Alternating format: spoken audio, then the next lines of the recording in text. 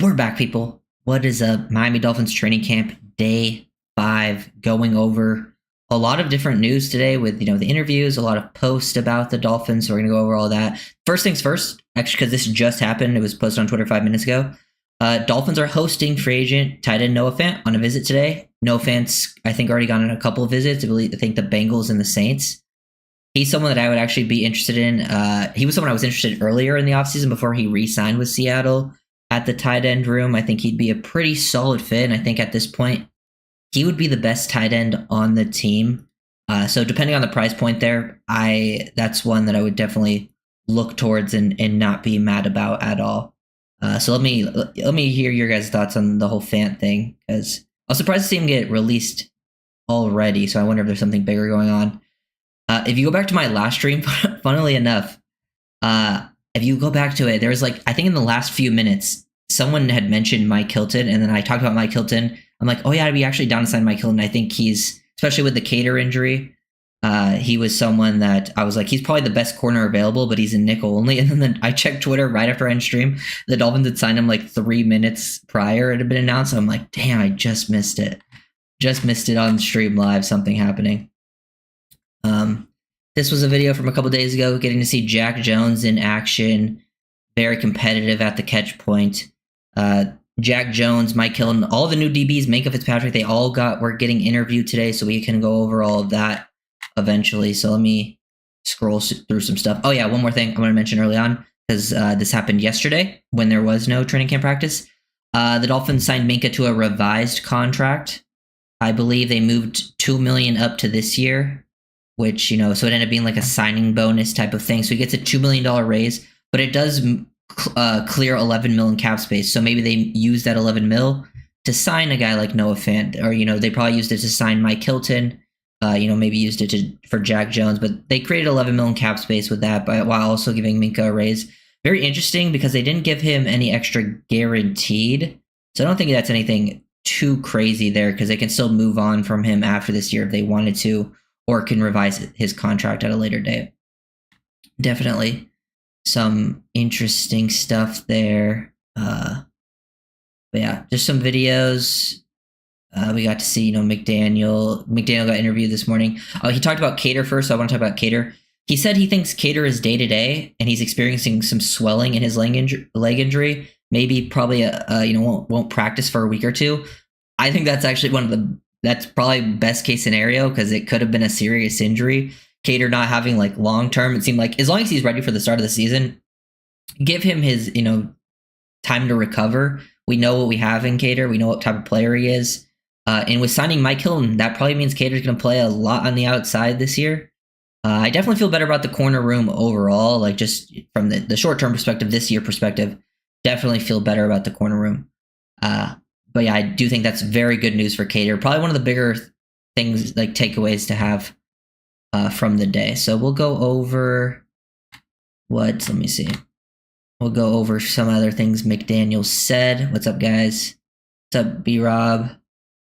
Looking forward to hey, thanks, Startups Inc. Appreciate that. Feel like we were good at DB right now. Yeah, definitely much more comfortable than they were a couple of days ago. So just wanted to go over some of the things McDaniel said in his availability media. So he talked about he talked about Jack Jones and Mike Hilton being thirsty for opportunity. They mentioned that same thing in their interview. I mean, Mike Hilton, that's my type of DB, man. He's undersized, but he's small, feisty, very competitive. He brings an energy to the secondary. Very smart player as well. Was an elite nickel for many years in the league. I still think he's pretty good. I feel pretty comfortable with him out there. He talked about them a lot. He talked about Dante Trader Jr. saying his timeline for return to practice is around joint practices. That's around 12 days. So hopefully Trader can get out there early. BJ Adams, remember we talked about him. He's in concussion protocol. So it ended up not being a lower body thing. It was a concussion. And then he gave updates on Brewer. Brewer will be sprinkling in some walkthrough settings, progressing there. I believe Andrew Meyer is working at starting center right now. And Addison West, the UDFA, has actually been taking some snaps, as it was mentioned today. He says Iffy is week to week, but after, he says he's coming together and he's not too far away. So we'll probably see Melifonwu in the coming weeks as well. And then Waller said no setbacks and progressing well. He's been active working with Coach Embry. They're trying to get him into football shape. Back up. Yeah, now to some of the practice updates. Tua in the orange jersey today. Got to listen to his music and stuff. So this is all from Wingfield. We'll go through Wingfield stuff because he does the most specific, detailed about the practices. First things first, Ashton Davis sinks down, makes a play at the line of scrimmage on Achan to start practice. Next one, Achan finds a lane with some good surge from the interior. 3 hits a jump cut, hits the second level with a head of steam. I also got some videos from people that were at the practice. I'll go through those too. I think that play specifically gets shown. There was honestly, some of the videos that we're going to go through later, there are actually some very interesting angles to see. And I feel like we could look at the offensive line and just players in specific. And yes, it is training camp. Pads are coming on tomorrow, which is huge. Pads will change a lot. Don't want to oversell certain things because, some players stepped up, some players maybe not looking as good, but film is everything. Tua jams one into Reek with Minka buzzing underneath. Davis over the top. The window looked non-existent, but Tua finds it. Seems like they're hitting those over the middle of the field shots more in practice. Hopefully they can get back to that on the field because that was not something that they were able to do consistently in 2024. Kamara, good backside pursuit angles. The unblocked man blows up Madison in the backfield. Nice to see that. Malik's release shakes Cornell Armstrong right away. Wilson throws wide and incomplete. Looked like an explosive with an on-throw target. Zach having up and down practices. Ewers had another strong practice, so you'll see that was more towards the end of the red zone stuff, but we'll get to those things. Grayson Murphy defeats the Borum block and makes the stuff for a tackle for loss. I really do. Grayson Murphy has a really good shot of making the team. I think he had a really good shot of making the team last year as UDFA. And it is tough for second-year UDFAs that kind of missed the first year with an injury to make the team. But I think there's a guy that can do it. It is Grayson Murphy. I think he has a lot of talent. And he can really, really fight. And he's been showing up in the camp and practices. So preseason, he's definitely a guy that I will be keeping a close eye on. Pat Paul and Jonas Savianaya collapse the backside, and Jalen Wright hits a wicked jump cut to the second level. Paul waving him on like a third base coach after he explodes to the gap. Love hearing that. It seems like Jonah and Paul have been building some chemistry and have created some big runs. And from some of the clips I saw today, Jonah looks comfortable. That's a huge development for Miami. If Jonah is ready to go right away, especially playing left guard where he didn't really play at all in college. That's a huge thing.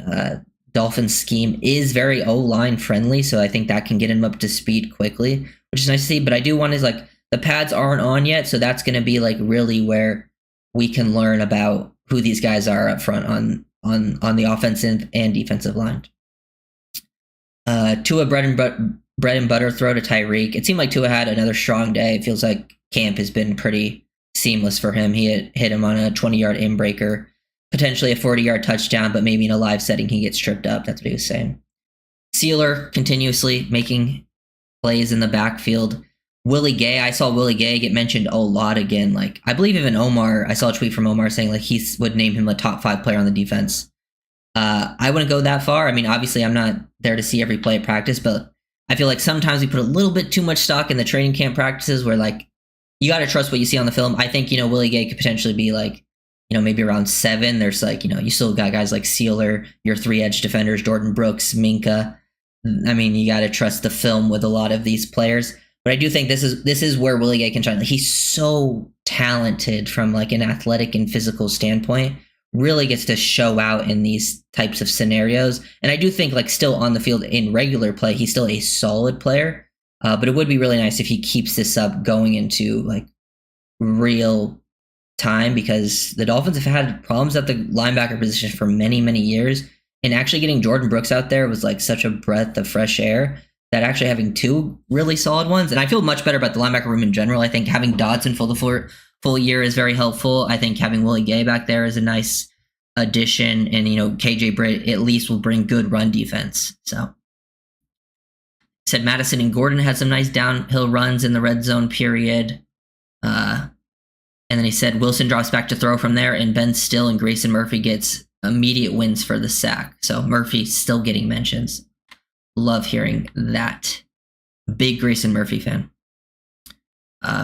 Bradley Chubb, dense the edge, and Jordan Brooks scrapes off for the run stuff on right, back in mid-red zone. Normal stuff there. Said Isaiah Johnson's length really stands out in the red zone. So yeah, that was one of the big storylines today that I mentioned. The Dolphins had corner was the biggest question mark going into the year. Dolphins have had a lot of corner injuries because I believe, the Cater's injured, BJ Adams in concussion protocol, and then apparently Storm Duck was not seen at practice today. So another guy who would be fighting for a starting spot just not out there. So this is really time for Isaiah Johnson, Ethan Bonner, Jason Marshall Jr., Cam Smith to step up, because that room is, so many problems. Noah Fant, yeah, I mentioned that at the start, Gabriel. Noah Fant is visiting with the Dolphins. I would be a fan of signing him. I think he would be the best tight end on the Dolphins if that he did end up on the team. Because, just look at the room. But I would feel pretty solid with that. I think he fits decently well. And while he's not like a great blocker, he would bring a little more blocking than, say, a Darren Waller. Yeah, and then Artie Burns as well. I forgot to mention him, Troll. Thanks for the... Yeah, just so many corner injuries. But yeah, Isaiah Johnson made a play in the red zone. Tua tries the ball in the corner, but Johnson felt it got in position. Completely blocked Reek's view of the ball, incomplete. But then Tua came back with a touchdown and a quick hitter to Tyreek. Reek made a nice catch on the throw behind him. Let's see what else. Tanner Connor had a touchdown from, I believe, Tua, got to the pylon. More Tanner Connor mentions. I know, this is why sometimes training camp you take it with a grain of salt, because we've heard about Tanner Connor pretty much every training camp, and then it just doesn't translate. I'm hoping the best for him. If they sign Noah Fant, then then he's gonna have, never gonna see the field just with the bodies. But yeah, next thing Wingfield said, Ewers with a nice throw down the middle to Henning for a touchdown to end the red zone period. And he said he watched Jack Jones and Monterey ball him. He changed up his footwork pre-snap a couple times, was able to press him and really take him out of the play. But yeah, seemed like Ewers had a really good red zone period because they did red zone twice early on. That was one of them. But then we'll go back towards the end, and we'll see some videos of that too. Tua had an 18-yard dive to Waddle. They're connecting every single day. What happened to Jalen Conyers? We've heard a few mentions of him. I don't think there's any mentions of him today, political, but we've had a couple mentions of him.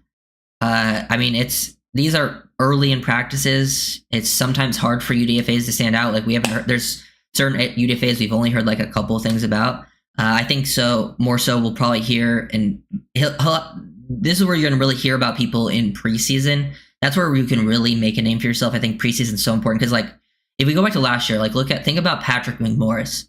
I don't think I read Patrick McMorris' name mentioned one time in training camp, like one single time. And then he comes out in preseason week 1, and he was probably the biggest performer of week 1 of preseason. So I think if he doesn't show up in preseason, then yeah, he'll probably be more of a practice squad guy. He still could be just a practice squad, or maybe even not make the practice squad player. It seems like they're adding more and more bodies to the tight end room. They're bringing Noah Fant for a visit. Noah Fant comes in, Connor, those guys probably get pushed, out. Guys that are potentially fighting for spots.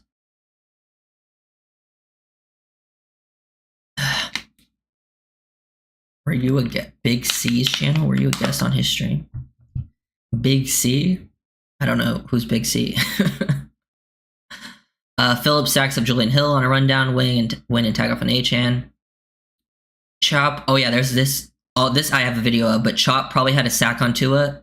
Like he absolutely won so quickly, but they still threw it anyways, and it was a bomb to Tyreek for like a big touchdown. I believe it was on Jason Marshall Jr. That's a video that I will show after I read all this stuff.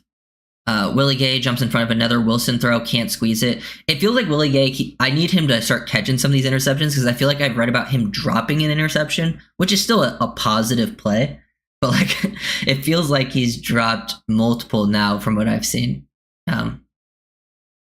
Zach shows off the arm talent on a boot against his body, flips the hips, and just flips the thing up the sideline to Nick Westbrook-Akini for a gain about 20, beating the convergent safety Saunders.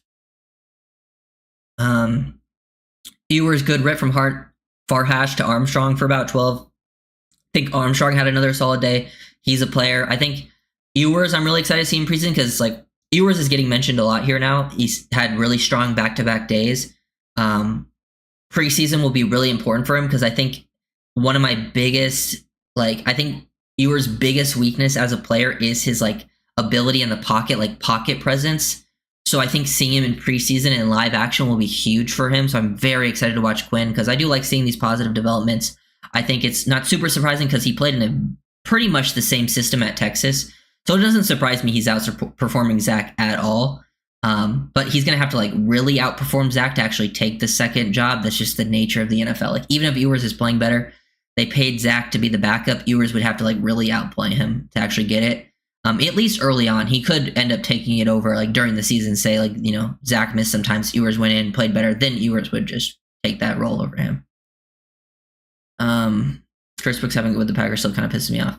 Oh yeah, I wish Chris Brooks was here.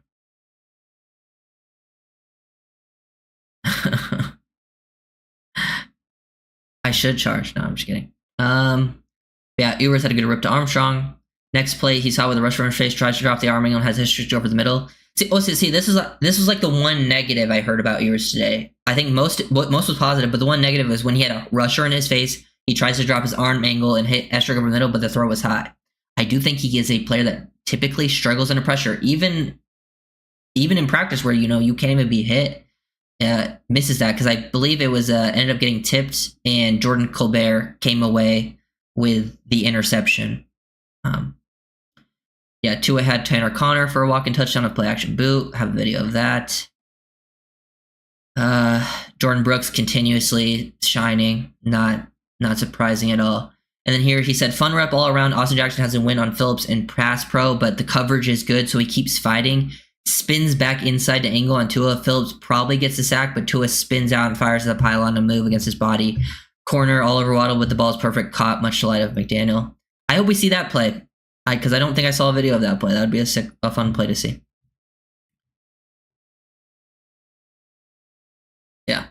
Yeah, it doesn't surprise me that Wilson and Ewers look better because even though they've had maybe certain struggles, but the Dolphins' backup situation has just been horrible. And Wilson, one, is more talented than any of the backups you've had, and then Ewers is just a much better fit than any of the previous backups you've had, and he has actual scheme experience. It's very hard to find guys that are backup level players that fit the scheme. It's those guys are rare to begin with. It's hard to find even starters.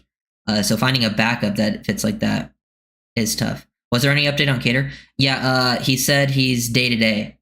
Probably out for a couple weeks, Jules, which I think is a pretty good news. There's swelling in his leg. So let Cater rest. I would even be fine letting him rest till the start of the season. We know Cater's one of the players in the secondary. We know what he is. We don't need to see him much during this early part of training camp. So until he's good, I would let him go rest till he's 100. But I think that's pretty good news that he should be ready in a couple of weeks. Matthew Dickerson, immediate dispatch for a would-be sack on Zach Wilson, but Wilson continues to play and throws the ball short to Jalen Wright off the body. Impressive catch, rolls in behind a convoy. Next play, Wilson with a good ball to Tariq Black for a score. Theo Weiss had back-to-back touchdowns in red zone, so this is where Ewers started to do some good work down the red zone. He hit Theo Weiss for back-to-back touchdowns. Theo Weiss getting mentioned. He had a nice rip on the ladder throw when he had an inside stem on Jack Jones. And in the third play, he hit Andrew Armstrong for a touchdown, and I believe I have that video. So we'll go over that. We can show some of these. I think, this was posted yesterday. So we can show just some videos. This was posted by the Dolphins media team.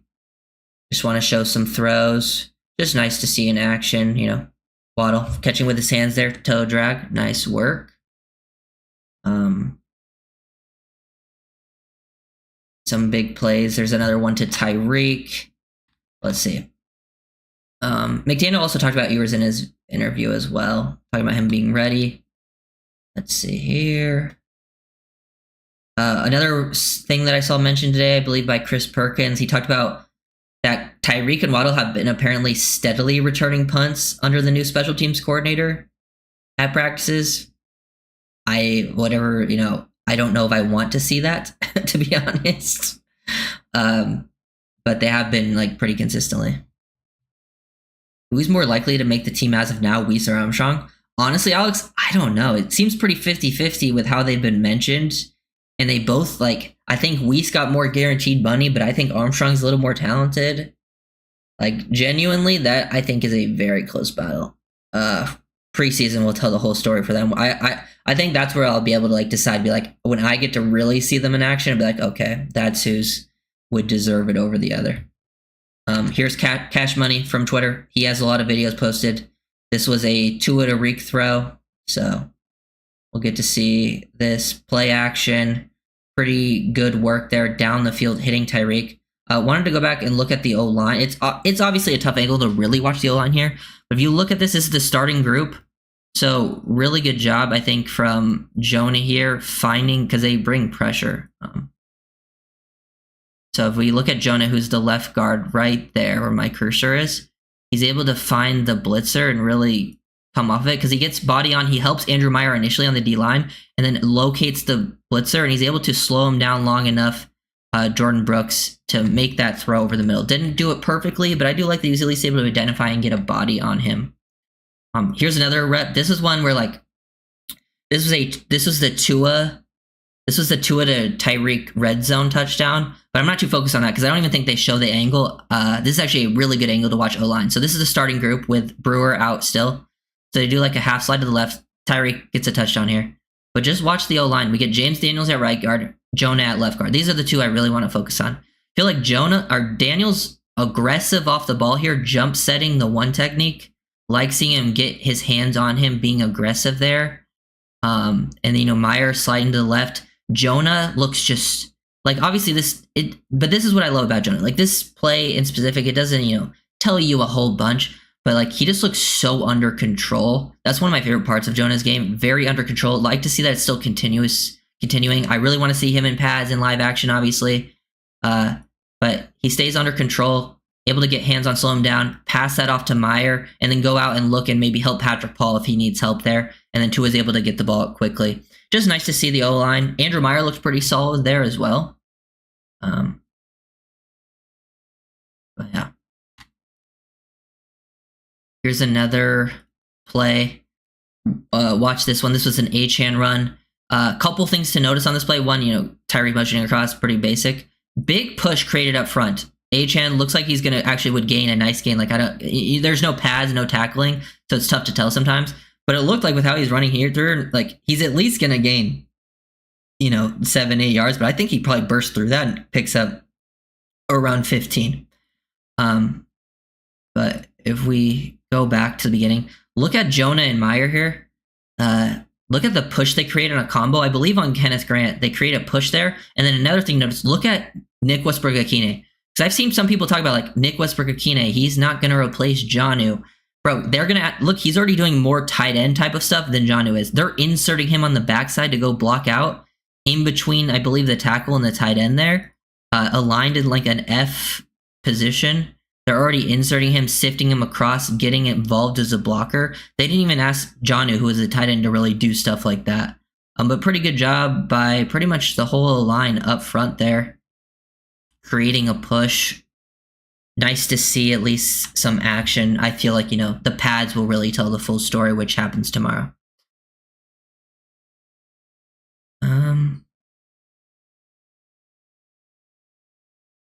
Just popping in to say hit that like button, help right over the algorithm. Yeah, I appreciate it if you guys drop a like. An algorithm, it pushes that out to more people, I believe. Ewers threw a Tua S-type throw, not many can do it. There's that Tua throws easy.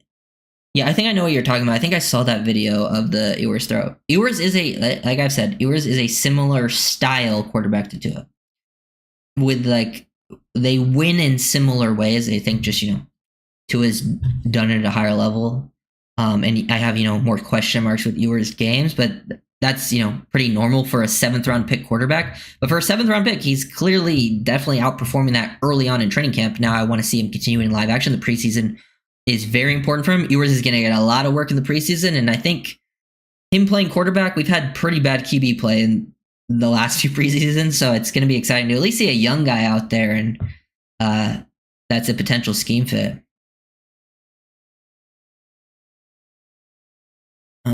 Sounds like Jason Marshall is getting cooked. I don't think so. I mean, I think he gave up that one long ball touchdown to Tyreek today, but I don't think he's been getting cooked. Like, he had a really strong day yesterday. Like, he had an interception yesterday. He had a pass deflection.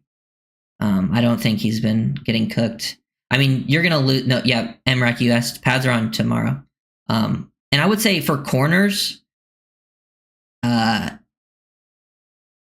you're going to lose one-on-ones at practices. You're in positions to, like, you are at the disadvantage in one-on-ones in practices. But from what I've heard of, Jason Marshall hasn't been getting cooked.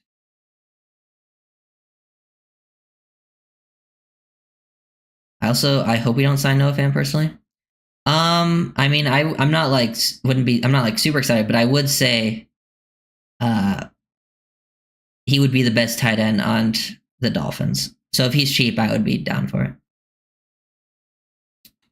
What else did we got here? Yeah, so apparently Addison West was snapping at practice. It was like the first time they mentioned it. He played 4 games at center in college, and one of them was against that Ohio State game, and that was where I thought his film looked best. So they're getting him some center reps, especially with Brewer out. So that will be interesting to watch in the preseason, because he's someone that, like, if he has really solid center film, like, he could fight Andrew Meyer for a practice spot. Now, it will be tough. Like, he will have to outperform Meyer for sure. And Meyer looks pretty comfortable. He made the team last year. Clearly, the team likes him. But it should be a pretty interesting battle to see.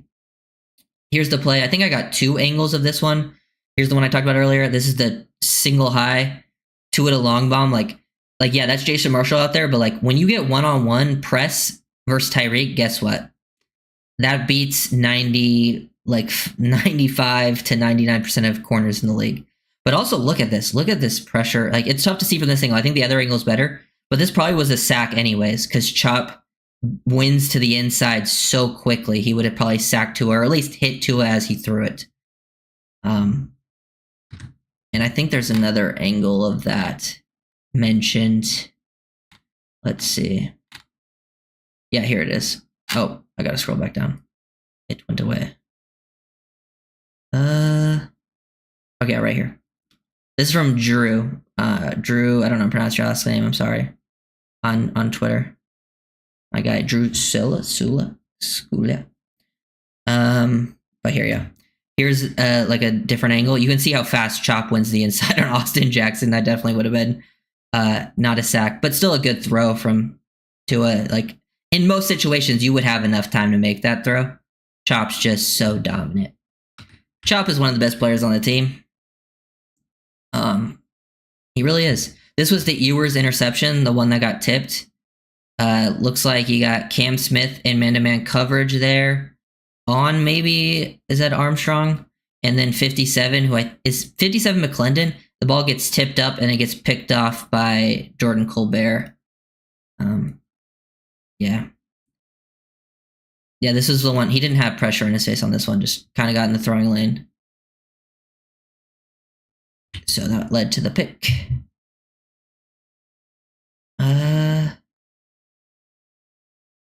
The thing with Ewers, I believe he was projected 5th round, so him being drafted in the 7th does not. Well, for the year before, he was being projected like he was an early pick, which I was very against. Like, if I watch this film, I'm like, Ewers is not an early round pick. And then, like, a lot of times I saw him getting projected in, like, the 3rd, 4th, 5th round, like you're saying. And I was like, if 3rd or 4th, I feel like no. But once he fell to the 7th, I was like, yeah, you can definitely take that dart, especially for Miami, because I think that was the best situation for him. Yeah, definitely check out the Mike Hilton vid, because Mike Hilton's a dog. One of my favorite players. Also, apparently there was a skirmish, first skirmish, and apparently, like, this is the tail end of it, but there was a skirmish between Kenneth Grant and I believe Andrew Meyer, from what was reported. Nothing too crazy to see there, but just took a while. There's usually fights a lot quicker. This was the Tanner Connor touchdown right here on the boot. Get the play action, boot to the right. They just lose him. Connor gets the walk-in. Pretty good catch, though. This is actually a tougher catch than I think people realize, because the ball kind of floats and he has to go over the shoulder. Can be I've seen people drop that before. But yeah, 2 to Tanner Connor. I believe this is the starting group for the most part. And Connor's obviously going to get work as that F because no one really is out there that can play as like that move tight end with, the Darren Waller being on PUP and stuff like that. And here's the Ewers touchdown. So a couple interesting things here. Tua's listening closely. Like to see him being involved, listening closely to what's happening. This is the red zone work. I believe this is the last one that he threw to Armstrong, who is 19, right? I think, yeah, right there. So watching this, Ewers down in the red zone. We'll watch this play. I think this is where you got the backups in on both sides, backup O-line. Ewers finds it, kind of holds on to it, and he starts to throw this ball, throws it with anticipation over the middle, hits Armstrong in the back of the end zone. Really good rip there. Kind of reading this two-man route concept on this side of the field. Looks like I can't tell who's on the outside there, but it kind of looks like he's maybe looking in that direction early on. Sees him get stumbled up. Or no, is that Weiss? I can't tell. But yeah, definitely works away, able to throw the ball late, create some late separation physicality. I can't tell if that one was actually Armstrong or Weiss, but also the end of this play. Nice to see Tua celebrating with Ewers. Always cool. Definitely Tua's taking on more of a leadership role. Should have taken Shedeur. Yeah, but I just don't think Shedeur was a good fit for the offense. And also, there's just other potential concerns. Also, this is the Dolphins after practice putting in work. I think they've had some penalty issues, and they're putting in they've been doing gassers, push-ups after practice. I mean, that's new, so I feel like at least should point it out. Armstrong is 11, so that wasn't him. Okay, so yeah, that one was the Theo Weiss because he had 2 to Theo Weiss and 1 to Armstrong, so that was the Theo Weiss mention. Then we get. Yeah, Mike Hilton got interviewed. Jack Jones talked about, he says it's not a 50-50 ball. It's a 90-10 when it's up in the air, and it's his. He says Mike Hilton was talking about overcoming size disadvantages, using his mind and experience. He also talked about he thought he would have more interest in free agency, but he had been talking to the Dolphins very early on. And then Minka got interviewed. I actually would suggest maybe just listening to that whole thing because Minka went out there and said, hey, he's declining questions about the past, things with the Steelers. He's here now. That's that's what he's focused on. He also said he's not a big. This is what I've been saying. He said he's not a big social media guy. He was frustrated. He was not frustrated. He said he appreciated his time in Pittsburgh. He didn't ask for a trade. It was unfortunate, but it's business. And he says he's proud to be back with Miami, which is pretty much what we were saying. He hadn't tweeted out anything in 2 years. Who's Jordan Colbert? He was a UDFA last year. UDFA safety out of, was he Rhode Island? I think it was Rhode Island. He was on the Dolphins practice squad last year. Another interesting quote from Jack Jones. He says he's become a calmer person and less emotional. Realized he had to change because he said he was too talented to be on. He shouldn't be on his 3rd team in 4 years. He's too talented, which is true. Talent-wise, Jack Jones might be the most talented corner on Miami. And you can see it, he on the field with his play, he has, his change of direction and explosiveness is so impressive. And, some of the plays he makes from an IQ standpoint are really good. Can be over-aggressive at times. But, I'm saying, if he's clicked together mentally, Jack Jones should be one of the starters on the outside for sure. It's just, will that happen? I don't know. At least it's nice to hear him, say it out loud. And at least it looks like early on he's proving it, but got to see it continue into the season. But from a physical talent standpoint, Jack Jones is extremely talented. I remember him coming out at Arizona State. His film was so fun to watch. He had some really good plays in New England, but just, some of that off-field immaturity stuff cost him to move around. So if he can, and it seems like McDaniel's been talking to him a lot because McDaniel talked about talking to him early. You could see videos of him talking to him at practices and stuff. He hasn't seen Chandler, but isn't the most disciplined. Oh yeah, for sure. He's a risk taker, which if the Dolphins are trying to be a quick pressure team, get quick pressure and then, have the DBs make plays off of that, that could be an advantage of it. How did Jalen Wright look? I mean, today, I think he had a couple nice runs, but it seems like Jalen Wright's had strong days, had just a pretty strong offseason.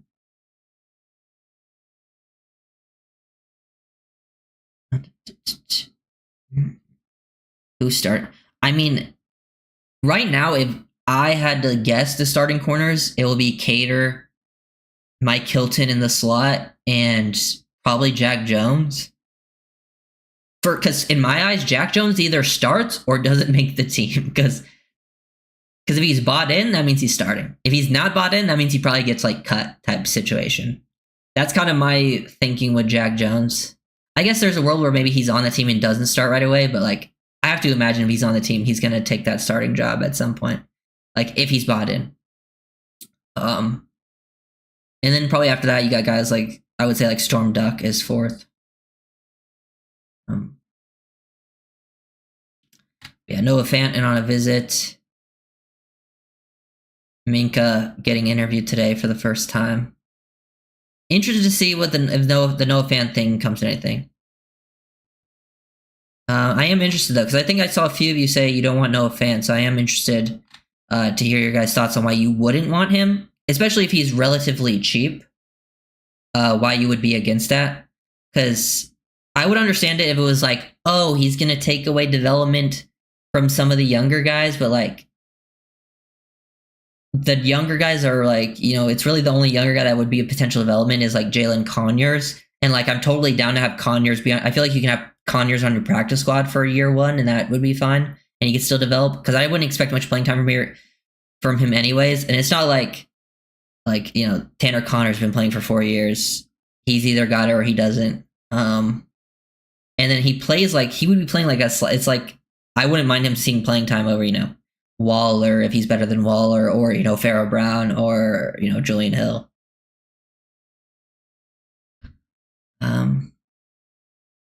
Yeah, I actually would love I would be a pretty I think this is one of the better signings you could make. I think the Dolphins have been kind of cooking with the signings. Like the corners, much prefer those corners than over Rasul Douglas that they took. I thought Mike Hilton was the best corner available, but he's a nickel only guy, so I thought they might not go for him, but they did. 1 year rental. Jack Jones, also probably a 1 year rental, but immensely talented, still pretty young. So if he does turn it around from a mental standpoint, you could sign him long term if he does get locked in. If he doesn't, it's a low risk move. You're paying him on like a cheap contract, incentives based deal.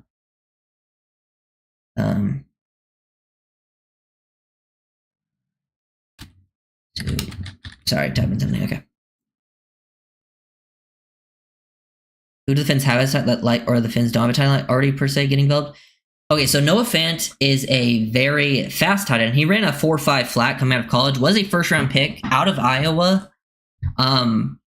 He would be more so of a Jonnu type replacement. I think he's a better blocker than Jonnu. He's not a great blocker, but he has more experience blocking than say Jonnu or Darren Waller.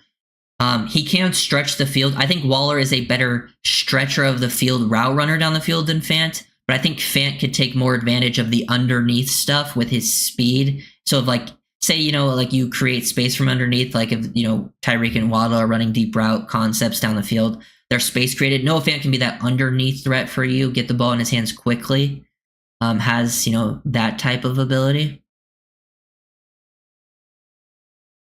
So he's the backup F. In my opinion, he would be the starting tight end, and he can play F and Y.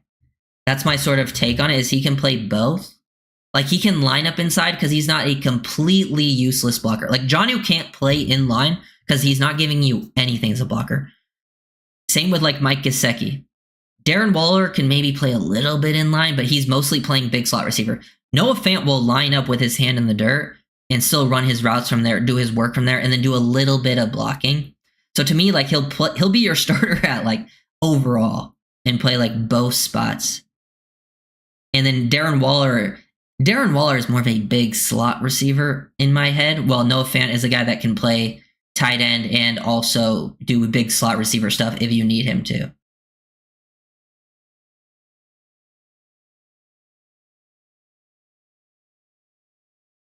If Fant replaces Waller, I think we'll see. The thing I'm not worried about is they're both like Waller's cheap, like you can keep them both.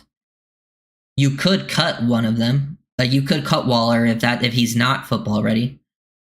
But like I think you could, roll with both and it'd be completely fine. The Dolphins keep 2 F tight ends anyways. I noticed Tanner blocked much better than Jonnu. Yeah, Tanner's more of a willing blocker than what Jonnu was. How many tight ends we keep on the roster? Either 3 or 4. They kept 4. Was it 4 last year? Yeah, they kept 4 last year. They could keep 4. If they sign Noah Fant, that would probably mean they keep 4. If they don't sign Noah Fant, I'm guessing they would keep 3.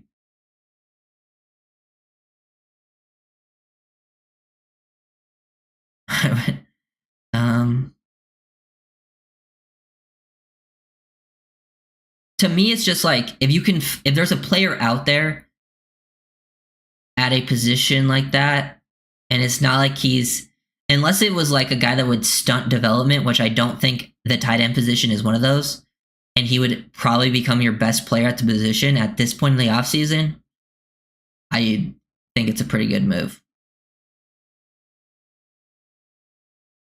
Like it's one of the better, I think, options out there that like I'm not against. But if they didn't sign him, I'm also like not that disappointed in it. Because I am curious. I wonder if there's like something bigger behind him getting released in Seattle.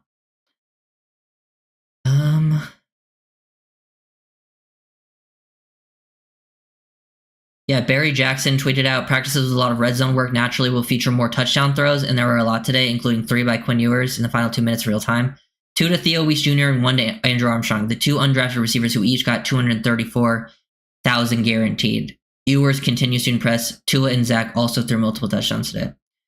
Yeah, like I'm saying, Theo Weiss and Andrew Armstrong. Gonna be a weird battle an interesting battle because both are bigger body guys. Kind of, Armstrong a little more athletic, but Weiss more polished. So it will be interesting to see who ends up, kind of pulling away in preseason. Because I liked both of their college film.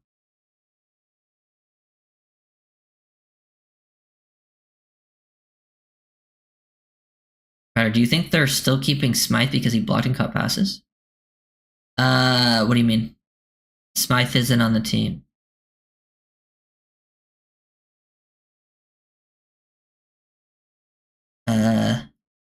I don't know. I feel like Ollie's been pretty quiet so far. Yeah, he's made some plays, but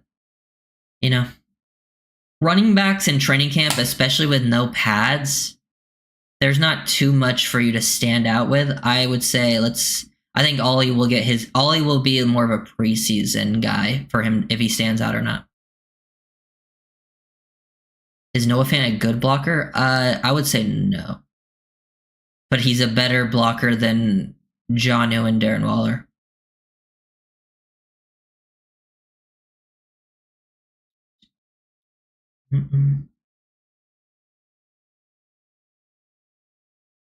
Okay, didn't know they cut him, sorry.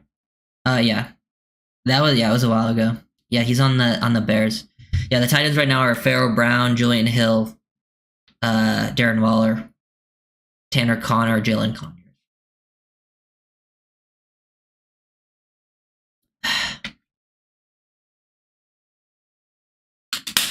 Oops. Okay. I think that's everything. You guys have any questions? Anything we also want to talk about?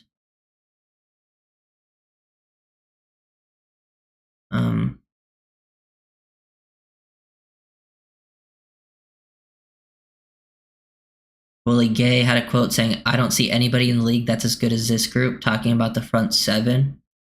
And I like to hear it. And I think the front 7 will be very good.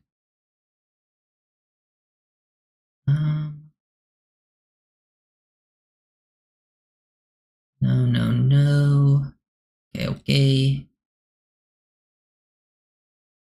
Let me see what you guys are saying. Are they keeping 3 QBs or just 2 this season? I would be surprised if they didn't keep 3. I think that 3 feels pretty locked in because 1, Zach Wilson's deal is like fully guaranteed, I believe. They're not cutting Zach, and I think he's going to be the backup. And 3, I don't think they want to risk losing Quinn Ewers, and I think if they cut Quinn Ewers, they wouldn't be able to keep him on the practice squad. So I think they want to try to develop Quinn Ewers and make him potentially the long-term backup.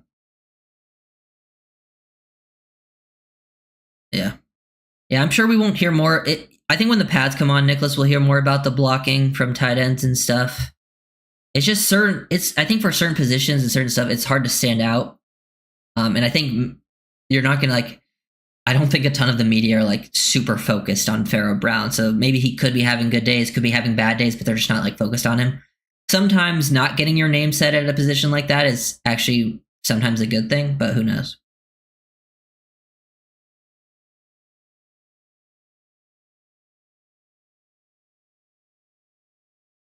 Anyone out there that you think the Finns should try to reach out to? That's just they might be tight that you've heard of.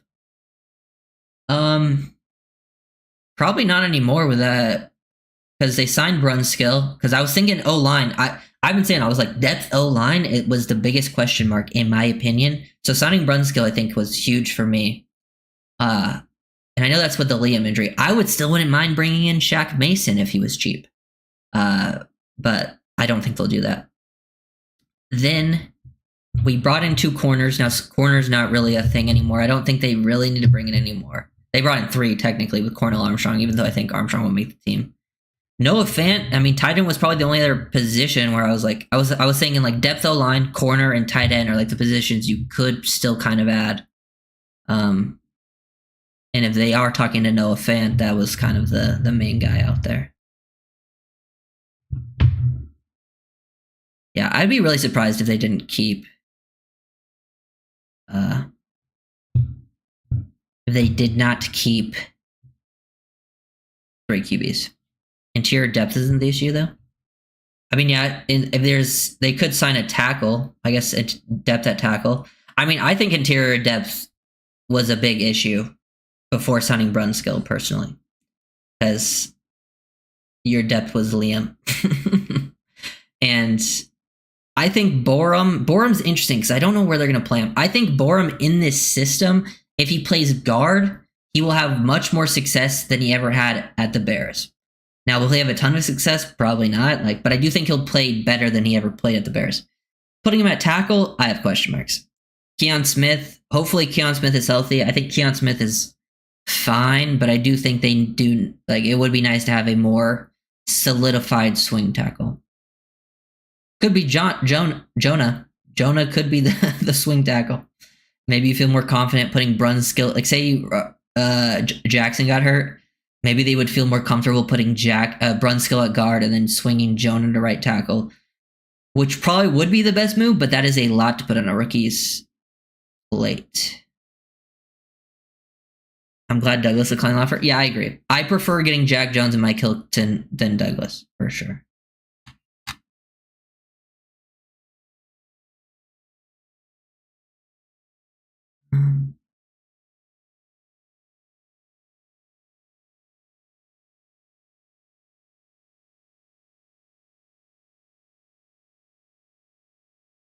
Okay.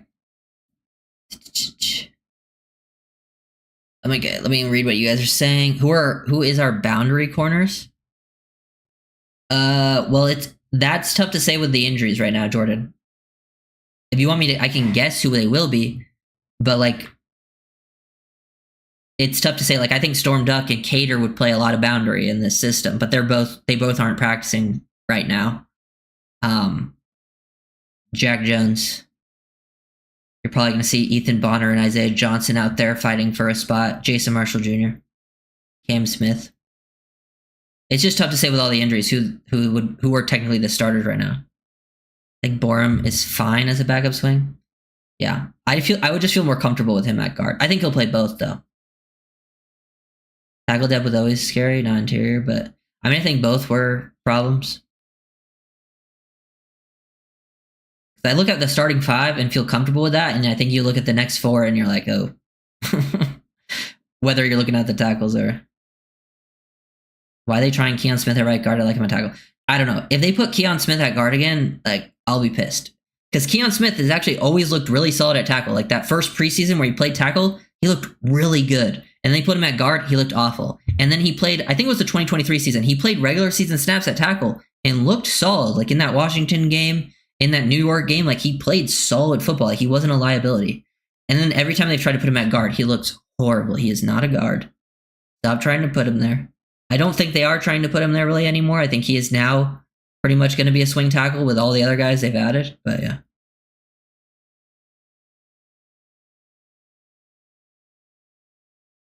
Yeah. Hopefully Cater's good. I think if Cater, like, it seems like Cater is most likely good from what McDaniel said. Cater's good. Like, with Mike Hilton, Jack Jones, that corner room is much improved. And then if you have one of the young guys step up like a Storm Duck, a Bonner, a Jason Marshall Jr., a Isaiah Johnson, I'm sure some of those guys will also be on the practice squad. If one of them does step up, that's also very helpful, I'm sure, because we're going to need all of them at some point. The corners have faced a lot of injuries over the years. Even last year, we were constantly rotating guys in and out. Kahu is trash. That's just not true. He had his second year, he struggled, but he was not trash last year or his rookie year. He was actually probably your best. He was your best DB in the second half of last season. He was even playing better than Ramsey at the second half of last year. He's at least your most consistent.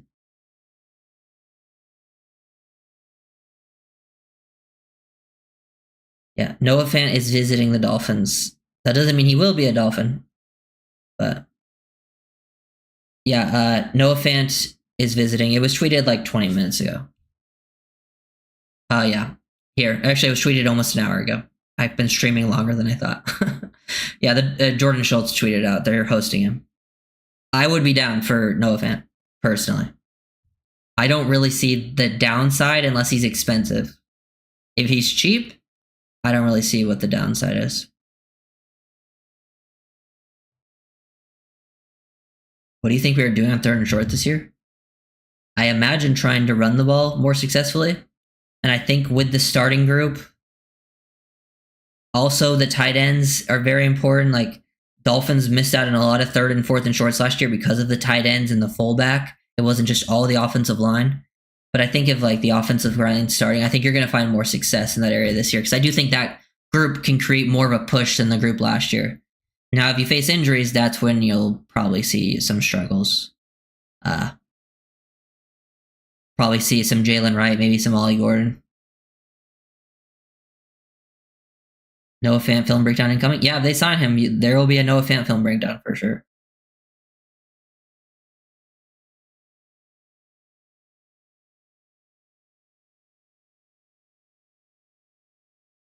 Who we running with? I mean, I'm imagining it will be all of them. Like, Achan's still going to be out there. Like, he's still your starter. Like, he's going to see some runs on short yardage situations. But I think Jalen Wright will get looks on short yardage situations. I think they'll try to get Madison and Ollie Gordon too, because they are kind of, Gordon's a bigger guy that I think can work short yardage. If Madison's on the team, he has at least some toughness that he runs with. I don't think it will be as big of an issue this year, because last year they were the worst in the league in those situations. I don't think they're going to become like best in league, but they were actually really good. Like, was it 2023? I think it was 2023 where they were like one of the best 3rd down teams. Not like 3rd and short, but like just one of the best 3rd down teams in general. One of the best red zone teams. And then in 2024, they were like the worst. That was the biggest switch in the offense, was going from like the best in those situations to the worst. Bro, Wat game or y'all watching? Kahu is terrible. I would think. Never mind. Are you seeing me? He is 29. Do you think he's still? Well, they did give him a what's it called? The pay bump. I still think he has probably a few years. I wouldn't mind it. It depends on what the contract extension was. I mean, I wouldn't mind extending him a few years, but I think that's more of a next season thing. Because next year, if you look at he has no guaranteed money. So next year, you can either cut him and get all of that money if they need it, or they can keep him just on that contract, or actually give him an extension and, maybe try to create cap space that way without completely cutting him. Who knows? I think all that's on the table. We also get, the guards will be a huge help. And then hopefully, I'm hoping the guards just being better in this situation and being able to create more of a push will then sort of like push out to everyone. I think if Austin Jackson's healthy, that's also a huge help. And I think if that's the case, that will also make the tight end's job easier because the Dolphins have in the past give the tight end some pretty difficult blocking assignments, and maybe they won't have to give them as many difficult blocking assignments, and then help. They'll have help with better offensive linemen next to them, and so they can play at a more consistent level. Because that was kind of the case for Julian Hill. That's why I think it could happen. Because Julian Hill in 2023, with better players next to him, played at a higher level. 2024, the things next to him weren't as good, and he played much worse. Kohu isn't a star, but he definitely isn't terrible. Yeah, he's not terrible. I mean, Kohu is probably the biggest overachiever on the Dolphins. He's one of the biggest overachievers in the league. If you look at, like, he gets certain players get their pay bumped because of, like, playing time, like, based on their contract. He's at the top of the league every year because he's a UDFA playing significant snaps and has been since his rookie season. And the only year he played bad was the Fangio year, and Fangio was just not a good scheme fit for him and put him in some very tough spots. Yep, love NWI. NWI will also help out in those blocking situations, yeah. So when Fan becomes a Dolphin later today, I'll probably signal the end for Julian Hill. I don't think so. Dolphins love Julian Hill. And Julian Hill is, while Noah Fant can do inline stuff, you got to understand, like, Noah Fant's more of a mixture player of playing, like, Y and F. So he'll play both spots, but they are still going to want to have, like, Julian Hill and Pharaoh Brown on the team who are, like, specifically blockers, because I think the Dolphins kind of rely on that, even though, Julian Hill definitely struggled last year. I do not want Kohu playing on the outside. I'm scared of what would happen when we play Buffalo again. To be fair, that was a couple of years ago, and Kohu looked much better on the outside last season than in years past, so. And that was in Weaver's scheme, so it's, I think, more telling of the story of who Kohu is than with the Fangio stuff. I don't know. I'm a Kohu fan. I'll always root for the UDFA guys, and I feel like he's gotten a negative look from the fan base just from that second year. When you've looked at it, and it's like, rookie year, he was actually quite good his rookie season. Second year, struggled a lot. Third year, more in between those, but I would say he leaned more good than bad in situations. I remember, like, the one game, there was one game he definitely struggled. It was the Jets game but that was when he was getting, like, one-on-one coverage versus Devontae Adams, and, like, a lot of DBs struggle in those games. But then I think he bounced back with, like, one of his best games of his career versus Houston. Yep. Isaiah Johnson did some nice work with his length in the red zone.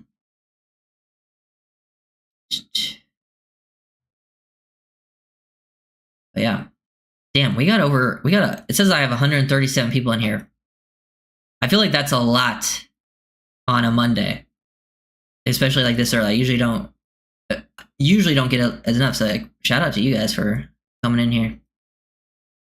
Leave a like and all that good stuff.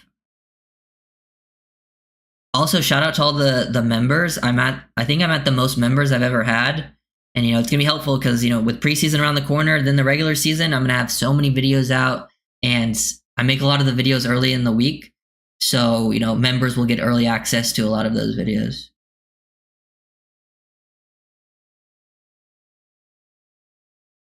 Malik Washington breakout as a year's returner. He'll definitely, he kind of broke out last year. What do you want to see from the head coach this year? I would say just one, getting in the play call quicker on road games, like in loud road game environment. Make life as easy as possible on the offense, as easy as possible on Tua. Maybe give him some more control in those environments, because maybe run some no huddle. I know you want everything to be specific. And then I would say situational play calling, because McDaniel has a very good offensive mind.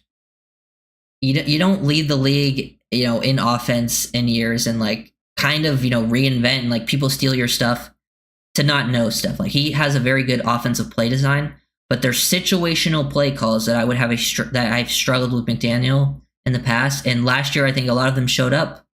One, not just because of him. One, I think the players didn't execute a lot too. Like I want to see him be better in short yardage situations because he started just doing anything. Like, because I think because the Dolphins couldn't execute the basics, he started just calling all the BS. So I want to see more and just more consistent play calls in short yard situations and better stuff in the red zone. Not as many screens, which I think will be the case this year due to the offense, being able to run the ball at probably at a better rate. But yeah.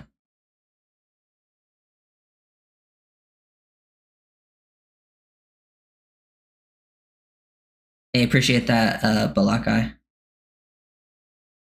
As long as Mike Hillen got slack, I'm here for it. Yeah. I mean, personally, just based on film, Mike Hillen is probably the guy that I'm most least concerned with in the corner room from like a reliability standpoint. Because he's not quite the player he used to be, but he's still quite good and like a reliable nickel corner. So with Hilton and Kohu, I think you got nickel pretty locked down, and then I think Kohu will play on the outside.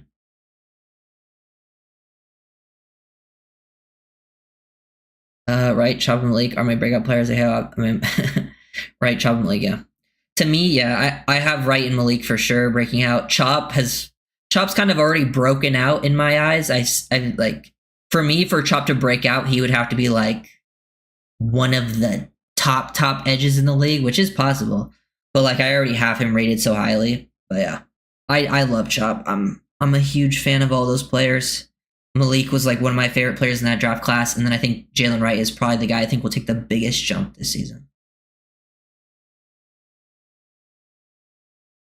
Irving, did Waddle do anything today? I haven't seen any notes on him. I think I saw one note from Travis saying Waddle had like an 18-yard catch or something.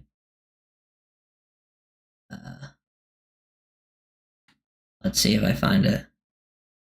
Tua with an 18-yard dime to Waddle, far hash throw over the curl flat under the safety.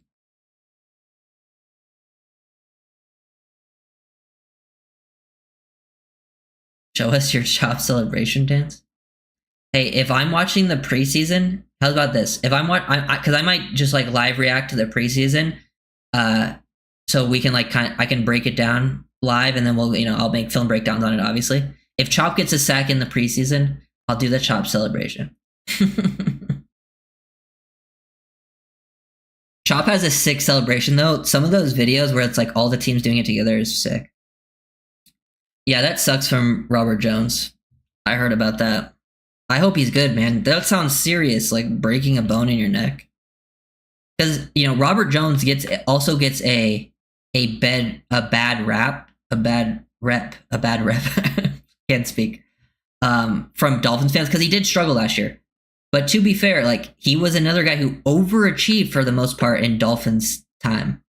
Like he was a guy who was with Miami since the very beginning. And was a guy that was like not seen to make the team, ends up making the team. Actually had some good play early on in his career. Like was supposed to be a depth guy, but he got shoved into a starting role. And I feel like that kind of hurt his reputation. If he was always seen as a depth guy, I feel like his reputation would be seen as a lot better. Because that's kind of what he is. But that sucks.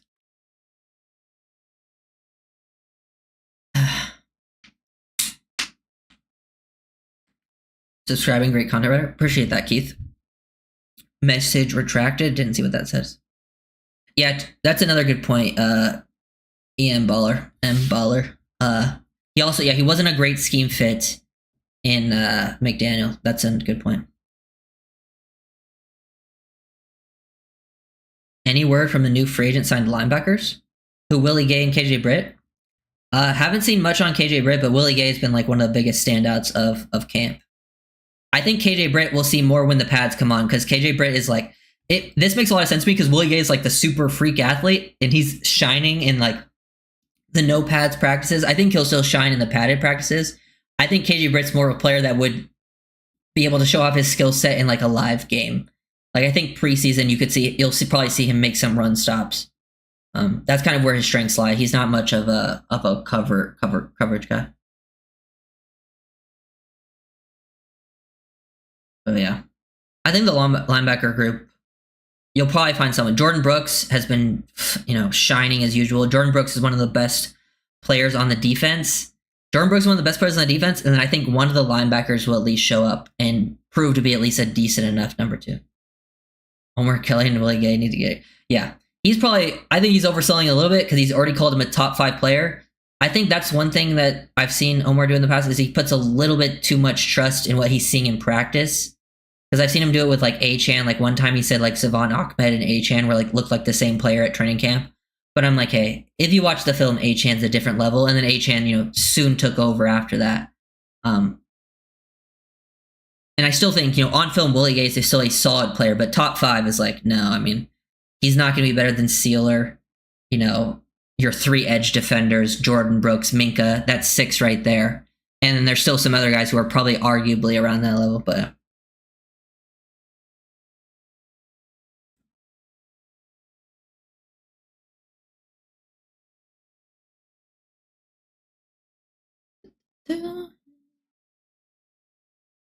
Cater has heart like Hilton, like Jones, like Minka. Yeah. I love DBs that will play with an edge. And that's what, Hilton for sure plays with it. Hilton is one of the biggest dogs on the team. Like I played DB, and I love scouting like DBs every year in the draft.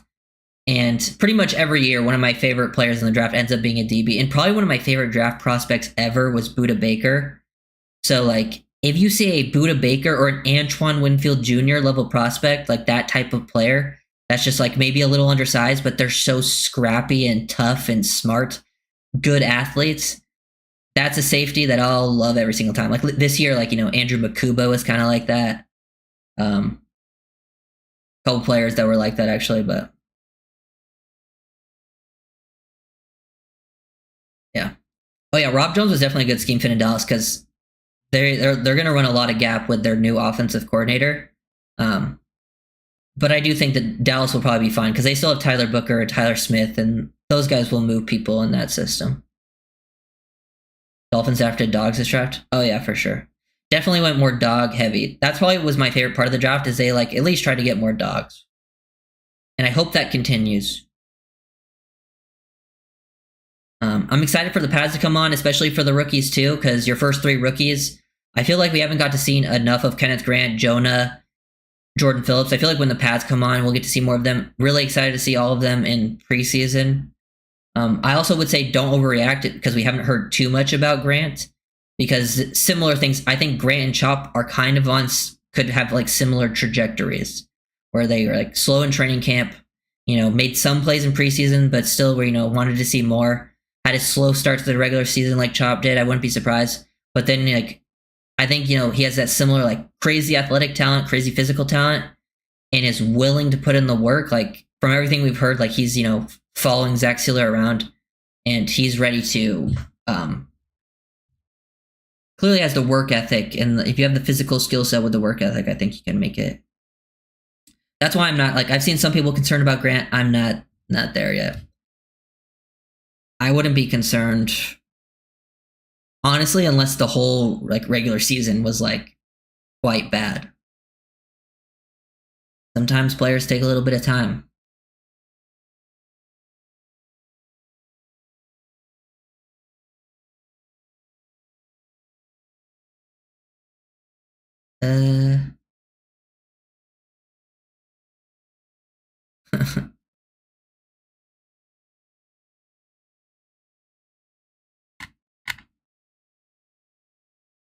Dolphins were letting Robert Hunt, Barry Carey, Roser. Do you think, while not intending to do so, helps in changing the softness narrative that the Finns had under McDaniel regime?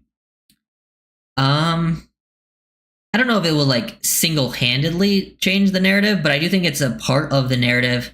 I don't think maybe they probably weren't thinking about it specifically because they probably would, if they were thinking about it specifically, would probably sound a while ago. But it will play a part into it. I think the Dolphins, a lot of the moves this offseason have been trying to change the softness narrative. Because I think one thing is like, yeah, while they did get bigger and stronger, sometimes you just need to add dogs. Like sometimes you're tough. Like toughness is not always about being big and strong. Sometimes most of the time it's a mentality. And it doesn't matter your size. Like Budda Baker is one of the toughest players in the league, and he's an undersized safety. And I think Mike Hilton kind of fits into that. That's why I'm always down to add a player like that to your team.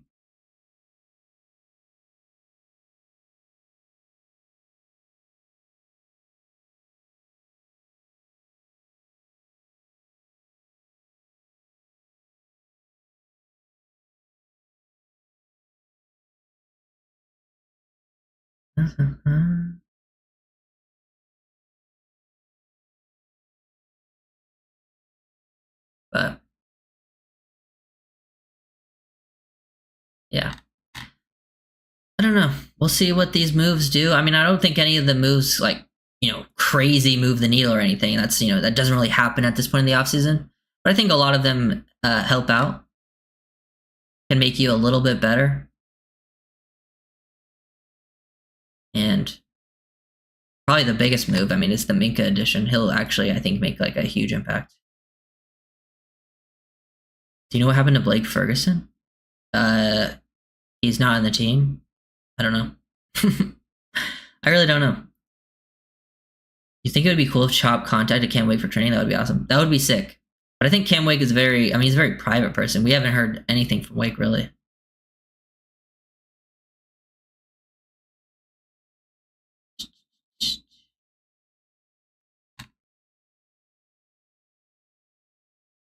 Spin 14. I see 70 likes. I just refreshed it. 70 is pretty good, I think. I don't know. I don't really look at the likes that often. I never know what the actual number, like their percentage is supposed to be. The soft and snare, yeah. I think it was just all over though. Because I think sometimes your position players can tell the story of a soft and snare. Because I think a reason the Dolphins are kind of described as soft is because they were known as the fast team, having, Tyreek and Waddle and Achane. Like, say they had like a more like crazy physical running back or something, they probably wouldn't have been labeled as soft, even if the O-line wasn't great. But who knows? I mean, I think it's just a combo. I have to go watch the rest of your show later. Yeah, I'm probably about to end, but yeah. Thank you guys for watching. We'll definitely be streaming tomorrow. I think no, you're good. I think, yeah, it just sometimes doesn't update because I hadn't even looked at it. Mine was still at 0 before I refreshed because I just looked at it. But yeah, you're good. Appreciate you guys trying to help out and all that. Pads are on tomorrow. I will be streaming probably all the days that there's camp. So yeah.